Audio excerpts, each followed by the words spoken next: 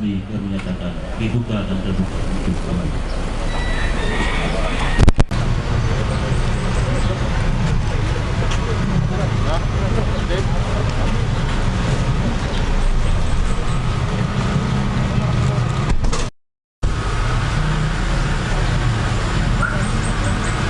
Laki-laki perempuan 3 atau memeriksa selisih rekapitulasi hasil penghitungan suara yang tidak sesuai dengan ketentuan ulir seketika melakukan pembetulan, dan atau Bawaslu Kabupaten Penukal Abak Kecamatan Ilir, KPU Kabupaten Penukal Abak Kecamatan Ilir wajib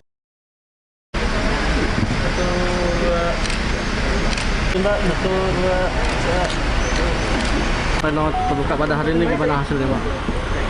Baik, hari ini telah kita laksanakan rapat pleno terbuka rekapitulasi hasil penghitungan suara pemungutan suara ulang pasca putusan MK dan penetapan hasil rekapitulasi ini dengan keputusan KPU nomor 22 tahun 2021. Sebagaimana kita ketahui bersama bahwa rekapitulasi ini secara berjenjang telah dilaksanakan di tingkat kecamatan tanggal 22 April 2021 dan hari ini dilaksanakan di tingkat kabupaten 24 April 2021. Dan semua pihak, baik saksi pasangan calon nomor urut 1, saksi pasangan calon nomor urut 2 dan Bawaslu menerima hasil rekapitulasi ini dan mereka tidak ada keberatan terkait rekapitulasi ini.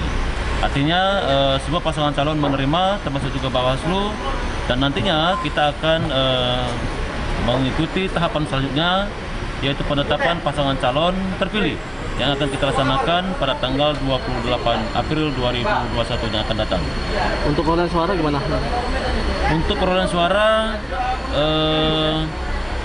itu selisihnya ya, saya selisih saja ya. Itu 721 antara pasangan calon nomor urut 1 dan pasangan calon nomor urut 2. Artinya yang unggul adalah pasangan calon nomor urut 2, yaitu 721 selisih suara-suara.